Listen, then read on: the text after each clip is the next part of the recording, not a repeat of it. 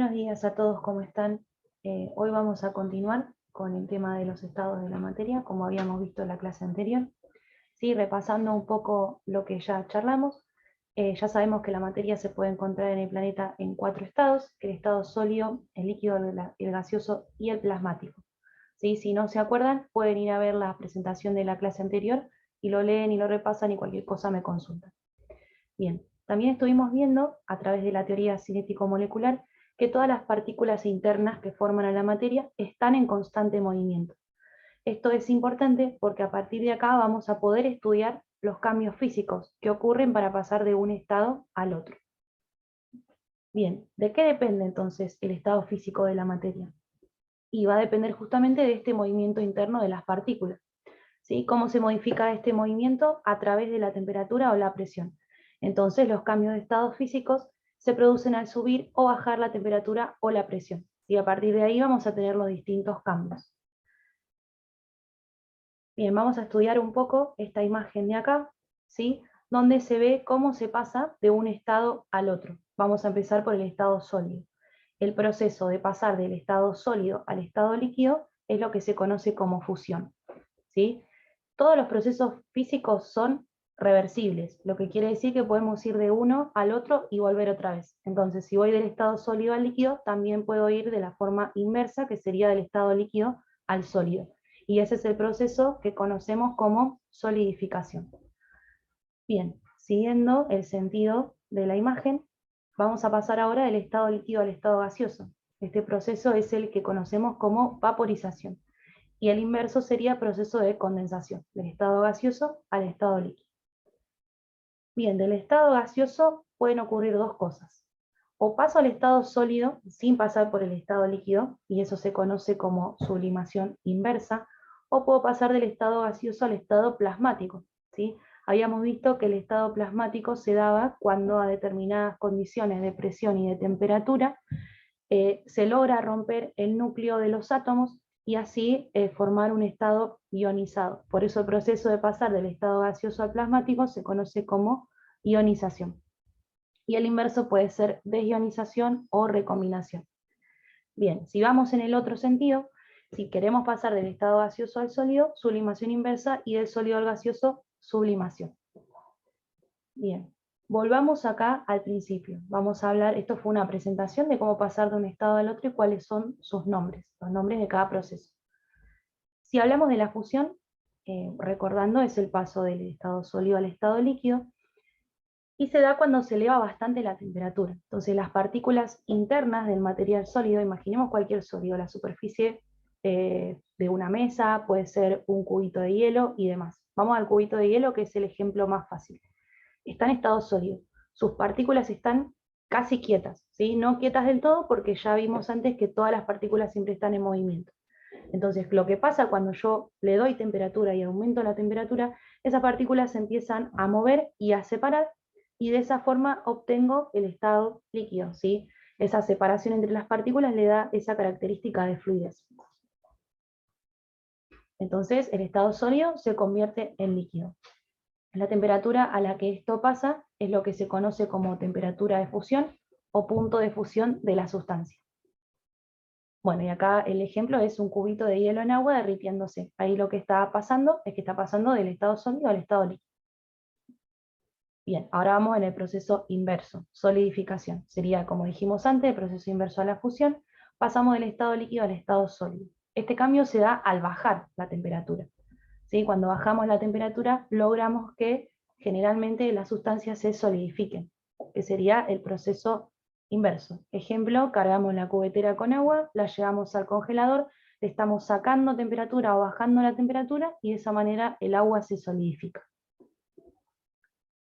Después de la vaporización, ya dijimos que era el cambio de líquido a gas, ocurre cuando tenemos un líquido expuesto a una elevación de temperatura. Entonces, levantamos la temperatura del estado líquido, pasamos a la vaporización. Bien, punto de ebullición. Es el punto, entonces, donde pasamos justamente al estado de vapor o de gas, ¿sí? Es el famoso punto de ebullición. Ejemplo, siempre con el agua, porque bueno, es uno de los ejemplos más sencillos.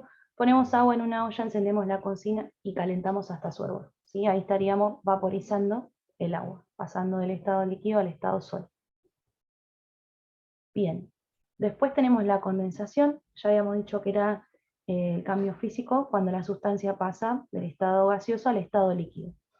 Acá esto se da cuando bajamos la temperatura y elevamos la presión, o simplemente puede ser que elevemos la presión y se pueda dar este cambio.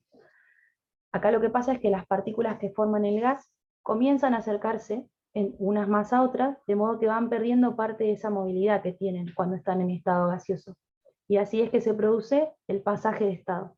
Por ejemplo, me doy una ducha de agua muy caliente y se produce vapor de agua. Cuando el vapor de agua toca los espejos, por ejemplo, cambia de estado gaseoso a estado líquido, mojando justamente el espejo. Y ahí es donde podemos visualizar ese cambio de estado. Bien, después tenemos la sublimación, que ya dijimos que era el cambio de estado sólido a gas sin pasar por el estado líquido. Esto se da cuando tenemos temperaturas muy extremas que justamente no permiten la formación de este líquido. Por ejemplo, este cambio se puede ver con las naftalinas. Nosotros tenemos las pelotitas o pastillas de naftalina, cuando las ponemos en el placar, por ejemplo, lo que hace es vaporizarse sin hacerse líquido, y de esa manera se expande, digamos, la naftalina por la ropa, impidiendo, ¿no?, que lleguen las polillas. Pero ese sería un claro ejemplo de sublimación. Bien, después tenemos sublimación inversa, que ya habíamos dicho que era al revés, ¿sí? De gas a sólido sin pasar por el estado líquido. Bueno, y la ionización ya hablamos, era el cambio del estado gaseoso al estado plasmático, y se da cuando un gas se calienta mucho, ¿sí? Las partículas que componen el gas empiezan a moverse más rápidamente y a chocar entre sí. Estos choques aumentan el nivel de energía que hay dentro de las partículas, y así se provoca que se rompa esta estructura que decíamos antes de los átomos, produciéndose este fenómeno de ionización. Y el inverso de ionización. Bien, bueno, van a ver que en este archivo tienen el trabajo práctico número 3. En el primer punto lo que hay que hacer es completar, ¿sí? Simplemente leyendo lo que vieron antes, y acá me voy a dar cuenta si realmente lo entendieron o no. Hay que completar con una palabrita. Vamos a hacer el primero. El cambio de estado líquido a gas se llama, bueno, hay que completar. En este caso sería vaporización. Y así con todos los incisos. Bien, en el punto 2 les pido que den un ejemplo distinto a los que mencionamos recién de cada cambio de estado, ¿sí? Acá me van a nombrar cada cambio, ¿sí? Fusión, un ejemplo que no sea el que dijimos de el hielo en agua. Solidificación, un ejemplo. Vaporización, otro ejemplo. Bueno, y así con todos. Uno de condensación, uno de sublimación, bueno, y uno de ionización. Obviamente esto lo pueden buscar en internet, en algún libro y demás, pero me gustaría que traten de explicarlo con sus palabras. Bien, después en el punto 3 van a ver que tienen este gráfico, y es para completar. Es muy similar al que está arriba en la explicación teórica, ¿sí? Simplemente tienen que poner el nombre del proceso cuando pasamos de sólido a líquido, cómo se llama, de líquido a gaseoso, cómo se llama ese proceso, y al revés. Acá tienen cada uno de los lugares para completar. Y el último punto, de nuevo van a tener que volver a leer el apunte y responder. Son sencillas las preguntas, ¿sí? ¿De qué depende el estado físico de la materia? ¿Cuáles son los cambios de estado que se producen al aumentar la temperatura? ¿Y cuáles son los cambios de estado que se producen al disminuir la temperatura? Bien, esto sería todo por hoy. Si llegan a tener alguna duda o una consulta, me pueden escribir por correo o me pueden mandar WhatsApp, aquellos que no tengan correo electrónico, ¿sí? Y tienen hasta la semana que viene para entregarme este trabajo. Como esta es una clase virtual y no tengo forma, digamos, de poder ponerles el presente de la clase y la nota de concepto va a ser la entrega de este trabajo práctico. Que lo mismo, me lo pueden mandar por correo o me lo pueden hacer llegar a través de mi WhatsApp. Bien, espero que haya sido clara la explicación. Cualquier cosa me escriben. Un saludo a todos.